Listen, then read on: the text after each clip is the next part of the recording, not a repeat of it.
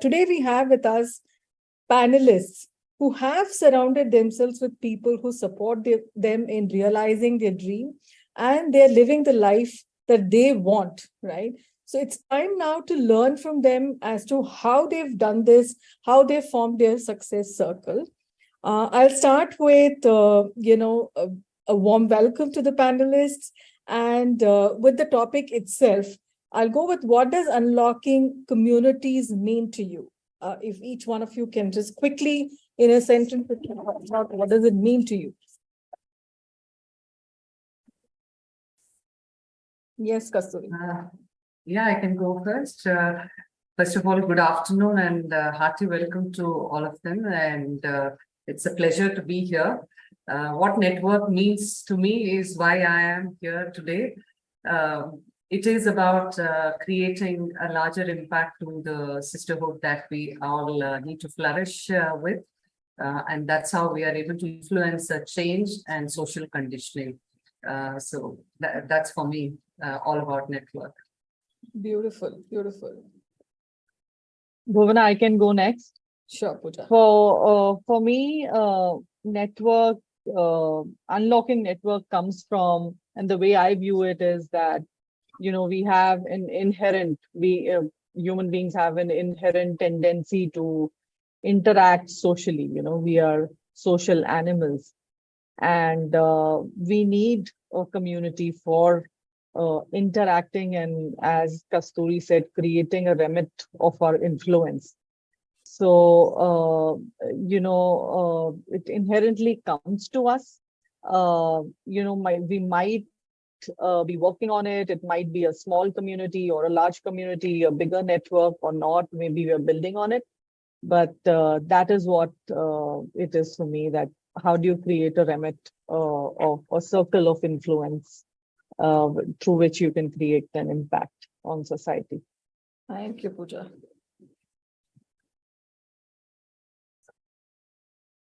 Sugandha, and I think Vani, you're on mute, or we can't hear you. I'm on double mute. Sorry about that. Can go Go ahead, next. Vani. Yeah, for me, networking is like, making new friends whom you can share with. In these days of so much stress, it's very important you have a network outside of your work. Very important to, share your things, share your stories. I like how Pooja put it, influence others, right? And get influenced. That's what network means to me. Beautiful. Hi, very happy to be here. Thank you for the opportunity. A couple of decades back, a very famous advertisement came for one of the mobile networks, and it said, "Can you hear me?" And every spot you go, "Can you hear me?" And I think that best describes why networks, right? And why this whole sense of a structure or a framework that brings people together. It is about, can you hear me? Can I hear you? And can we share things in a very similar fashion? So that's what networking means. It's about being amongst yourself and being in a safe environment as you feel. So such a beautiful analogy that was, Sugandha. Thank you for sharing that. So I'll start with Pooja probably, and we'll see what role do communities play in your personal and professional life, Pooja? How can you give us some instance when your involvement in a specific community? All of us are part of many communities. So is there a specific community that brought in a significant change or growth in your personality? And how did that kind of reshape your experience or outlook on life? Sure. Thanks, Bhuvana. And I'll go back to what I just touched upon, that, as human beings, we have an inherent and a passionate desire for society. Yeah. So, this is where the need comes for communities. Then, we also want to create influence, and, adapt certain social behaviors, behave in a certain fashion. Why do we want to do that? Because we want to create a circle of influence. Now, what do we do with that influence? The third part for me, and I've broken it into two ways, the need and what's the influence, and why we want to do it is that we want to create a purpose without a purpose in life, it's very difficult to navigate through it. So consciously and unconsciously, we are seeking a purpose. So that's where the need inherently comes to us for connecting with people, interacting with people, and that's how we value communities. Uh, I come from a very small town, and just quoting my personal example of how probably even unknowingly it had an impact on me, and I could realize the importance of communities is that when you are at a particular place, and you would all relate to it, that just go back 25 or 30 years, how were we living together? It used to be very close-knit communities where people used to come, share their food, share their preferences, interact. There was no virtual means of interacting, right? So people used to come together and interact, and that's how probably as kids we kind of valued the role of communities that was there in our life. It also begins at school. Now, Yeah. why communities is that communities brings a sense of collaboration to what you're doing. Yeah. If we are always competing with each other, there would not be uh, learning will be limited. So to enhance the expanse of your learning, I think communities play a larger role in our life. And if I look back personally, as I said that, my father was a professor and we were interacting because of the nature of his job. If I now look back, we were interacting with a lot of people around, and that probably had an impact on me on how I was observing people, how I was possibly learning from people, and how through different experiences during my childhood, I also realized what is the value of connecting with people or networking with people. And the way my career shaped, I could look back and see that maybe some of the people I never thought of would play a part later on in my career, right? Maybe they'll be my mentors, those will be my teachers, those will be the people I look up to, right? So that's for the childhood bit. And another deep impact that in a way I call it a community is that I'm from Meerut, and when I came to I'm a company secretary and a lawyer. I came to Delhi, and in company secretary you also have to do a management training. So Yeah. I came to Delhi and I joined the DCM Shriram group and the corporate affairs department. And that was the place where from the senior most person to the junior most person, we used to live and work as a community. That was the place where I learned the value of inclusion, and kudos to the managers there, the way they used to interact with each other, the way they used to share information. I mean, I was a management trainee, but I felt uh, deeply connected with all of them, just as if I was with them for so many years and I just spent 50 months. So that's where I learned inclusion. And I would say that that had a deep impact on the way now I behave and collaborate with my teams, right? Another thing was that maybe all of this was shaping me, and when I started working from very early on in my career as a legal counsel and a company secretary, I never used to shy away of being part of any I being a lawyer, there are specific industry groups for lawyers, legal counsels to connect.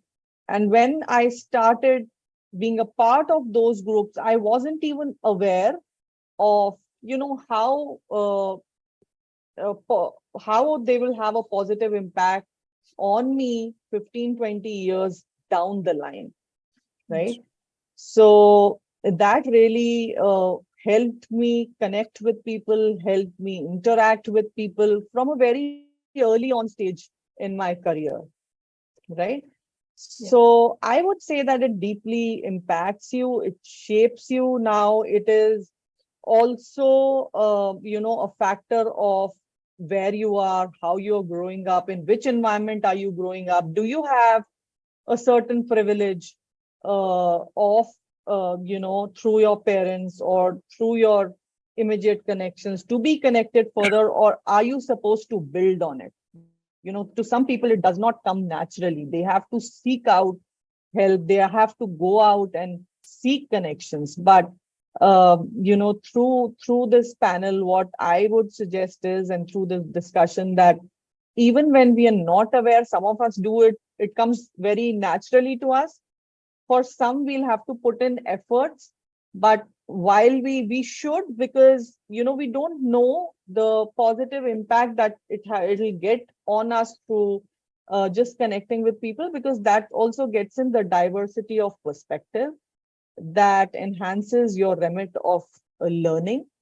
There could be certain instances where we would think that, oh, this is not really helpful, and it might not be at that very point, but then it'll again guide you to the right direction of where you should go. Absolutely. Very, very well put, Pooja. Thank you for sharing your point of view and your personal experience of how, it has created a value in your life and how it has created influence and how, people you did not think will be part of your life have really made a big difference, and how you learned the value of inclusion. That's really a valid point, and I think all of us kind of are on board with that. So I'll move to Satyavani. Similar question, like how has it contributed to your individual growth? Because you're trying to learn from all your experiences here. And also, you have held teams, right? So how do you propose your team makes use of it? If you can elaborate and talk about your experience. Sure, Bhuvana. Personally, I'm very touched, and my involvement is more on the social side when it comes to community impact. That's the key area where always I have been focusing. My tenure has been mostly in US, where I worked for 18 years, then came back to India. But then where I was touched is we used to do this program called Through Code with New York based girl students, and the program was to encourage them to continue to get involved and continue their career in STEM.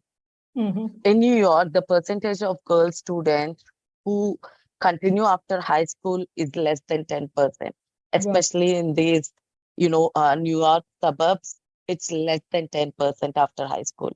It was a very tricky program. And what we realized after this program, and we were doing this analysis, feedback sessions, and we kind of, at least for the girls whom we interacted, the percentage increased to 15% in a span of 3 to 4 years.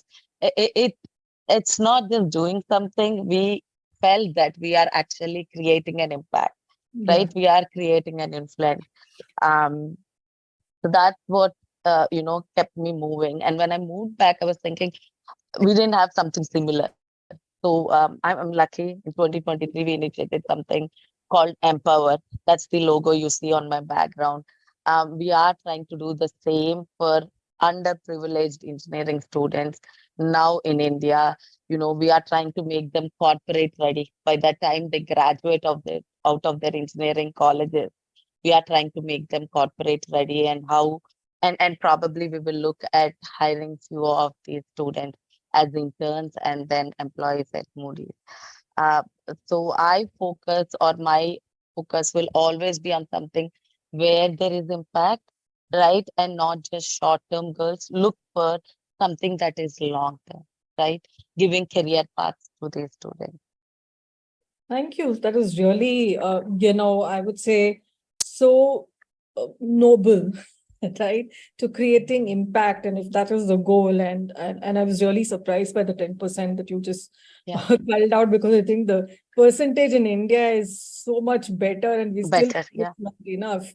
But if a network and if we can make a huge difference and we can unlock that opportunity for girls, I think why not, right? It's in the right direction. Thank you so much for sharing that, Tovani. Thank you.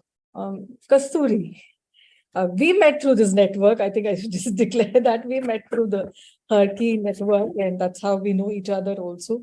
How can you, as a leader, right? You've been leading teams and you're an HR as well, so you're kind of responsible for the entire organization's network, rather. But how can you, as a leader or facilitator, create an inclusive and welcome environment within a community, whether it's within your own organization or outside? And if you can also talk a little bit about the challenges and how you've overcome them. Maybe, Sugandha can also pitch in after you finish. Certainly, certainly. Thank you so much. And it's so important, right? I mean, I second when Pooja said, and even Vani, added to it, saying that, whatever we do, it is here to create, an impact.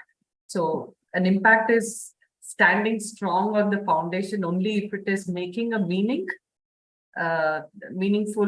connection with the people involved in it.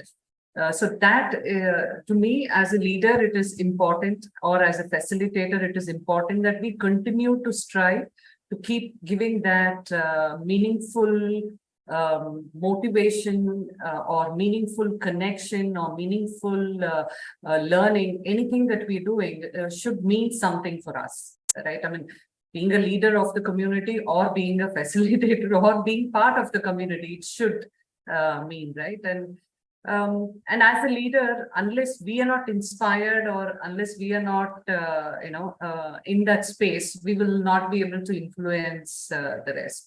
So I am always having this analogy of, first wear your mask and then, go for the others. That's what we get to hear. So similarly, and we can't serve from empty vessels. So therefore, it is important that we inculcate ourselves into that motivation and making it meaningful for ourselves.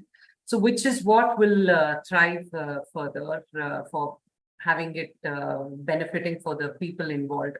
So hence, it is a responsible position that a leader holds to define for themselves as well to make it available for the rest, and then grow it as an economy, right? So there was this one research piece that I read that globally, women leadership at this point in time still stays at 36%. Of course, it is far better than where we would have started a couple of decades back. But what are these Gen Zs looking up to for us, right? I mean, they are far more informed, they're far more ambitious, they're far more, capable of. So what are they looking at us is an ecosystem where they can, depend on. So can we make it meaningful for all of them is something that, that continues to thrive. And this is one such challenge, which of course we will have to thrive to come to some kind of a consensus. I mean, not everybody can be catered to, but how do we funnel it up? How do we bring, the purpose more focused? That is another important element as a leader of a community or being part of a community that has to constantly keep thriving. And times change, right? I mean, times change. And how do we remain relevant is also so important. I mean, in my own organization, the initiative that I started as Women in Tech, because we were, I'm part of Taylor and Francis, which is a 2-century-old publishing house. So we would have seen so much of matured material, matured process that has evolved. But it was quite saddening to see that the women in technology was very skewed to very minimal number. But how do we accelerate was so important. And all of this started not very long ago. It was just when we were recovering from the pandemic. That's when we started working on. But in this span of 2.5 years, the very purpose has to be, reinstated to a much more effective way, because we started noticing that, whatever we thought and did as a good progress to get more women join us, didn't stick on well. I mean, we are now really wanting to see how are we going to make it more relevant, more evaluate. So this will be a constant churn that has to keep going on, and that challenge will keep thriving. And at the same time, what is this community all about? What is this community meaning or contributing? That is also another important element, because more the number of people joining in, do we really digress from the very purpose what we have started for, to remain purposeful, but at the same time making it meaningful, will be a constant churn. And that has been at times it does put us on impediments, but we'll have to navigate through. I mean, I would say that. Yeah, I mean, this is how at least I have faced on driving any community efforts by far. Thank you for sharing the tug of war that you go to every day at work and otherwise. And I think, the multi-generational, problem does stare at us every day in every organization, and to kind of customize and ensure that everybody's happy is definitely a huge challenge. And I think, but when you come together in a community like this, it also gives you the opportunity to ask what others are doing, take help, and, learn from each other. And I think that's what the beauty of community and networking is. And now I'll go to Sugandha to answer the same question. And Sure thing. I like what Kasturi said, right? The whole analogy of wearing your mask and then helping the person around you. It's actually so true for communities, right? Beat any of them, and the whole multi-generational aspect that you mentioned, right, Bhuvana, that is also very key. So we have something called people resource groups in S&P Global, and the beauty of it is run by the colleagues for the colleagues. So there is somebody like an executive sponsor, but then it is run by the colleagues. So the whole multi-generational perspective and views automatically gets blended in. Now, as a leader, right, when we take on some of these groups or communities, walk the talk, we hear that phrase quite a lot. Now, if you really expand it, right, a leader facilitating a community or driving a community has a very big role, because everyone is looking at the leader. And I'll give you two examples. I set up a technology community, and I wanted women and men and, across the diverse talent that we have participation, right? The only way it is possible is if I speak about the content, the technology, in a way that it can correlate or appeal to each of the participants. Secondly, we don't speak about this, but funding in some aspect is very important for communities. It doesn't mean that you need huge, big funds, but simple funds to bring people together. We do something called as Chai Pe Charcha. It's talking over tea on a technology topic, but bring people together, right? Similarly, there is something we do for people with disabilities. That is one of the people resource group. Now, I intentionally chose to be a member of the group, and a colleague of mine, she's the president of that group. Why did I choose to be a member versus, being a leader? Why did I choose to be a member? Because I thought I can facilitate technology to help people with disabilities. So let me do something hands-on, right? So when you play the roles, so you show that if you're a leader, you define a framework, you're able to include people, you're able to make the platform available.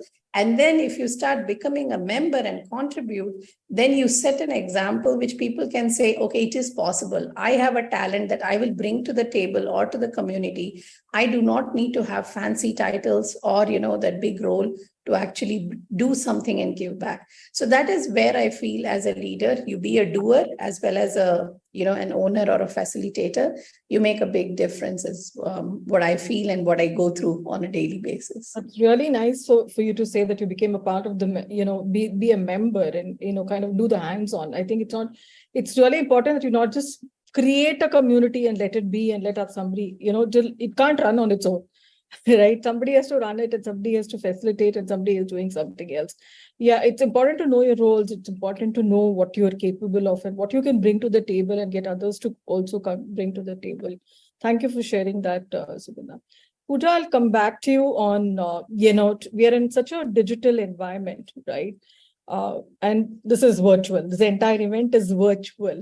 But do you feel like we've all been, today, there are generations which don't relate to being face to face. Some generations don't relate to being fully virtual. I think this panel has seen both. And do virtual communities kind of, you feel that provide the same level of support and connection as in-person communities, and what are the advantages and disadvantages that you have come across? Sure. Thanks, Bhuvana. See, I think we are in an era of globalization, and one is that aspect. Another aspect is that the world has changed post-pandemic. Yeah. So two factors I keep in mind when I evaluate virtual communities. I think what kept us going and what, I mean, to live through the pandemic, it was only virtual communities that helped us survive Yes. in so many different ways. I mean, whether it be, you know, taking care of things at home, we all got together through virtual communities. And how would have we been able to navigate what we are doing at work if not for those virtual communities? We needed a lot of moral support. I mean, we were hit by a pandemic. We were not knowing how to navigate through it. And I think even the virtual means to kind of support the people who were there with us. Yeah. You know, and sustain relationships through virtual communities. If I also take a step back and, link it with the kind of communities we saw when we were growing up. And I think technology really could predict, what's coming in.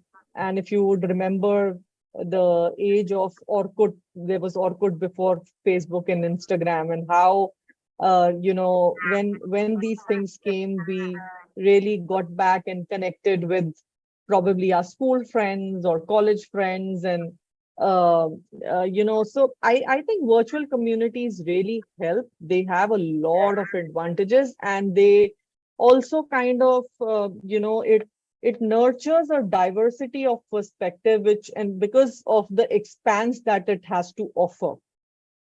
There could be, it's not particularly limited to a particular geography. You can go much beyond through virtual communities. And it gives you an accessibility also, 24/7 you're connected. If I just compare it to, the in-person connects that we have, the only disadvantage that I see is that, to kind of evaluate or to bring in that perspective from, the physical cues that you have when you are interacting with people, right? So technology cannot certainly overtake the biology of, the relationships. So I think it's limiting to that aspect. Another aspect that, we should be careful. I would not say it's a disadvantage, so to say, but it's also, a breach on your privacy. Now you can be mindful and limit it also, how you want to be a part of a particular virtual community. How much do you want to share and what not to share? So we should be really mindful of that as well. And to protect our personal information in virtual communities is another area that we should be mindful of. But I see, it has both have to be leveraged together. The age that we are in, and not every time it's possible, like we meeting today virtually. If all of us are not able to be at the same place, but at least this is giving us a leeway of interacting virtually, and possibly when we get together, we would have at least known each other. Yeah, it's easier. So yeah, it's easier. So it gives you an accessibility. So I think both have to be leveraged according to their advantages and disadvantages, and you can juggle between the two. But it definitely enhances your remit. It gives you a lot of accessibility, and I don't see any reason why virtual communities are limiting. I only see them as an advantage, and because of the routines that we have, will we find time to meet each other every day? Possibly not. But look at the WhatsApp groups, and other groups that we have, how they connect us all together. I mean, it's beautiful. Absolutely. I mean, the physical cues is the only thing that I definitely agree. And, sometimes it creates that bond, which is stronger than a virtual one. But I think given the traffic in our cities and towns, virtual is so much more advantageous. And Also, post-pandemic, the hybrid ways of working, you cannot really, I mean, there are nuances that the hybrid ways of working have gotten in. And, you cannot, to a certain extent, also now in the environments that we are in the workplaces that we are at, you cannot impose that or, mandate that a certain thing has to be done, with a physical presence. So I think the virtual communities are here to stay, and we should leverage it to the advantage of everybody. Absolutely.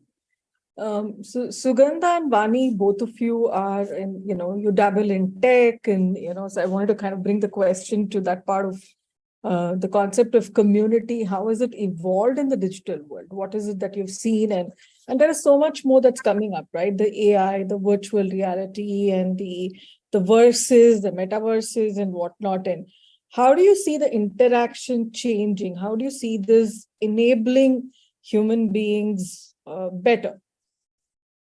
Sure. Vani, if it's okay, I'll just share a few thoughts and you can. Sure. Sure. Sure. So I think you said it nicely, Bhuvana, right? So yes, it's worse. The world is changed. There's digital. So the messaging platform that we use in our office allows us to have an avatar. So in between, I went and created an avatar. I created the wrinkles on my face. I tried to get my brown eyes and my, salt and pepper hair color, all of that I did. And every now and then I would turn on the avatar versus me on the video, right? And why would I do that? Because I would feel that today I'm not in myself. Maybe I'm having a bad hair day or whatever, but my avatar is there to say, I am there with you in the community, right? So that is the beauty, I feel, of digitization, the whole help that it is bringing. At the same time, when you take the worst scene or the worst land, as we call it, right, you can actually create your own community, your own land, in various platforms that are being made available today. It's your metaverse world. It is you interacting with several people. In fact, it has become an alternate approach for people to gather, meet, like in a lobby environment and talk. It's your avatar speaking, but it is you over there speaking, right? It has definitely enabled, it's created a possibility. Thirdly, one thing that I really, really like about digitization is the reach of learning that it has taken through different platforms and creating the community for the people who are learning to, interact and share their questions and get clarification. So I think this is the boon aspect of whole digital and digitization, right? There is a bane aspect of it, like in verse or in any of this community, like Pooja mentioned. If you are not having your guard on, if you are not playing by the rules, if you're not respecting, what could be the environment in the community, it can easily, remove that space, that safe feeling that everyone can have. So I think it is very important to be aware. It is very important to set those kinds of guardrails for these communities, especially in a digital world, because even when metaverse came out, everyone was excited, but quickly the laws and governance around it started coming in, right? I think that is the aspect that we all have to be aware of. Awareness is key. It has moved from what used to happen in streets to what is happening in these cyber environments. So I think you have to be aware, you have to take care and be mindful and be, self-guarding. But overall, I do say that digitization and digital has really, really expanded the horizons. As long as we manage it and we control it, we can, play it the way we want. Bhuvana, just one aspect I wanted to add to what Sugandha just said. The virtual communities, one has to be mindful, and it's also how Bhuvana, Sugandha just referred that till the time we are in a way, controlling the environment to certain extent, because in virtual community, sometimes what happens is that a lot of misinformation is also amplified, Yes. Yeah. right? And that could lead to a lot of bias as well. So one has to be careful what what you put out there to the virtual communities. Which industry do you belong to? What do you want to share? Where do you want to limit? There could be certain aspects related to the organization where you're working. There could be, certain things that you have to keep in mind. Are you speaking on your personal behalf? Are you speaking on the behest of your organization? So one has to be a bit mindful, but overall, the advantages, as we've talked about, we all know, of course, the depth of connect that a physical, community and getting together can bring in cannot happen with virtual communities. But as I said earlier, there could be, they should be leveraged, to the best of possible ways. Yeah. Thank you. Thank you for adding on that. Vani, would you like to just? Sure, Bhuvana, I'll make it quick. But I wanted to really bring up an example. Nowadays, technology is so advanced. It helps us to make these community events so easy. We used to do a program where we used to go to orphanages and deliver things on every Dussehra, right? But think of the digital world we have today. Although it was COVID, we were able to do what we wanted. The virtual things, the digitization helps us so much. The elderly, the orphanages, right? Where we can't go, but directly personally, right? We could achieve these goals using the digitization, like Amazon, Flipkart, whatever that is. Childcare services and things like that. So kudos to what is happening there. And I think it enables us. Yes, there are nuances where we have to be careful what can go wrong, but then there is a lot of positive angle that we can concentrate on. Thank you. And yeah, I mean, it is important that you have the guard up, you have a lot of awareness around virtual communities, but do take advantage of them. Right? Really quickly, one line answers, because we're running short of time and we need to move to the audience questions. How do you see, because allies is a very, very important part of networking, and what is the conversation you have, or how do you recommend? What do you recommend to bring in more allies? Maybe Kasturi, you can start and we can move to everybody else. Yeah. See, allyship is so important because we can't do it all by ourselves, right? I mean, I think in the beginning itself, I'm not sure if Sugandha or Pooja had mentioned about having sponsorship. So sponsorship is also about getting to, convince on why this purpose of this community is, or purpose of this, is going to be more meaningful. So we need that allyship right from that space of having the sponsorship, then again having people contribute and come forward, because we can't drive a change all by ourselves. We can't be, even if we were to take our historical movement of freedom struggle, I know Gandhiji would have led the freedom movement, but it just didn't happen with one Gandhiji, right? There are many who would have contributed to the change, but yeah, perhaps he led that change, but then many have contributed. So unless we don't have that allyship strongly built, it will fizzle out. We will not be able to, keep the consistency. See, any network for that matter, in my personal opinion, building a stronger network and stable community is with a sustainable effort. And, to bring in that change, we need allyship, no matter from which of the path.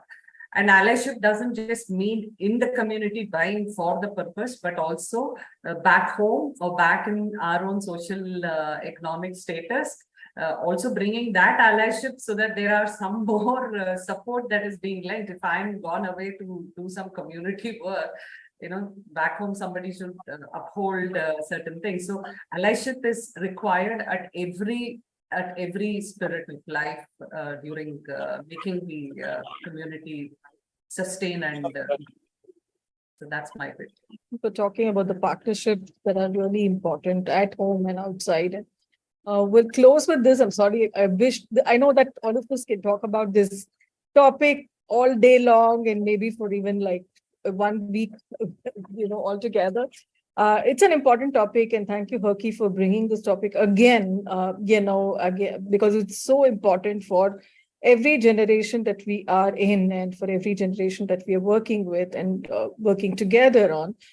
Thank you so much, Kasturi, Pooja, Vani, and Sugandha, for such an intense, diverse, and practical point of view that you shared today from your personal experiences. I would say to the listeners, unlock your network, unlock your success circle, and all the very best, and have a lovely day. Shinali, over to you.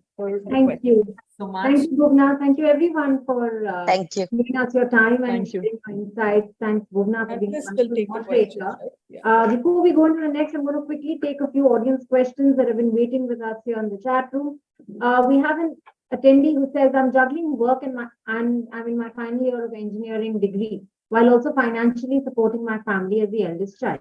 Balancing these responsibilities can be tough. Do you think networking can help me manage this balance? And if so, how? I leave this open to any of the speakers, whoever would like to take this, and then we can quickly take a couple more before we move on to the.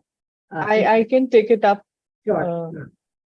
Yeah, see, networking is very, very important, wherever we are, whatever we are doing, because, look at it from a point of the way we plan our investments.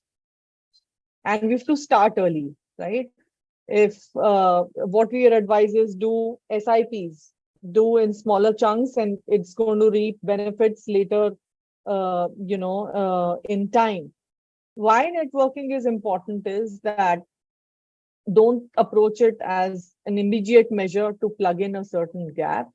But if, like Kasturi talked about building allies, you're not going to have an ally in a day. And I would say approach networking from a point of view and from a perspective of even giving in what you bring to the table, rather than just starting with a view that what is in there for me. Because nobody likes when somebody just walks up and says that, hey, this is what I want from you. That very trust that you can build into a relationship or a connect just goes away, because the other person just senses, oh, this person is approaching me because they need something from me. So network is when you approach people, when you just go up to them, try and let them know who you are, and also in that conversation gain what that other person is, and try and build in a certain level of trust within the relationship. And that slowly, if they get to know what your work is, will they know about you? Will they become your allies or sponsors or advocates? And there could also be a possibility of the continuous learning that we should have in our careers will also be there if we just widen our remit and connect with a lot of people, because you never know what you learn from that other person and where you are going to apply what you've learned from that person.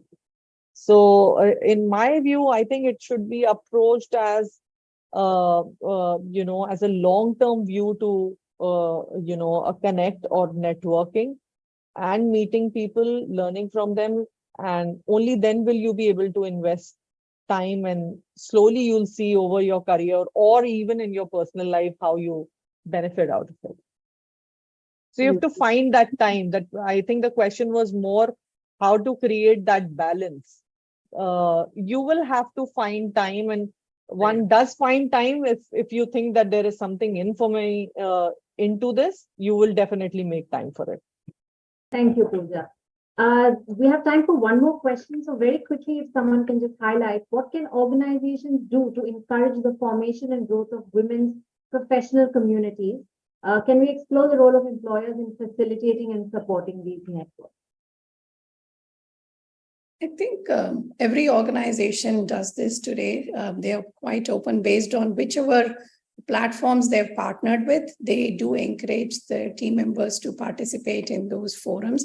I always use a technology thing as an answer, because the user groups that every platform and technology offers is the best way to, get your team members out there to, participate, bring out their strength and do things. But then if you flip the other way, you take things associated with essential skills or with DEI or with diversity, which is very core to a company. I think there are platforms that we have seen published. There are forums within and outside that both by example, self-participate as well as encourage and make it important. So that's something we do in our organization. Every colleague is given the place to participate in a people resource group, and that is encouraged through leadership participation. Yeah, even we do that. We have a lot of, employee resource groups. And post-pandemic, we started more. There's I can share it here. We have a women's network group called Sansri, where we are working specifically for women. There are others like working families, and we also have Kasturi. You and Sugandha talked about it. We also have an ERG for women in tech, and we're expanding much more to the LGBTQ community, working towards it, and the Pride Circle as well. Thank you. So with that, we come to a close on this. Shonali, Yes. sorry, I see a very good question in the panel. I hope you will take it offline. There's someone who's looking for mentorship from the panelists. I think you do have a platform where you match people. Yes, we do. Please We do will. share with the person. It seems very useful. Thank you. Absolutely. Thank you for pointing that out. We have to go into the next session, but thank you so much, Bhuvana, and all of the speakers who made this session so engaging on a very vital topic. We look forward to you staying with us for the rest of the day.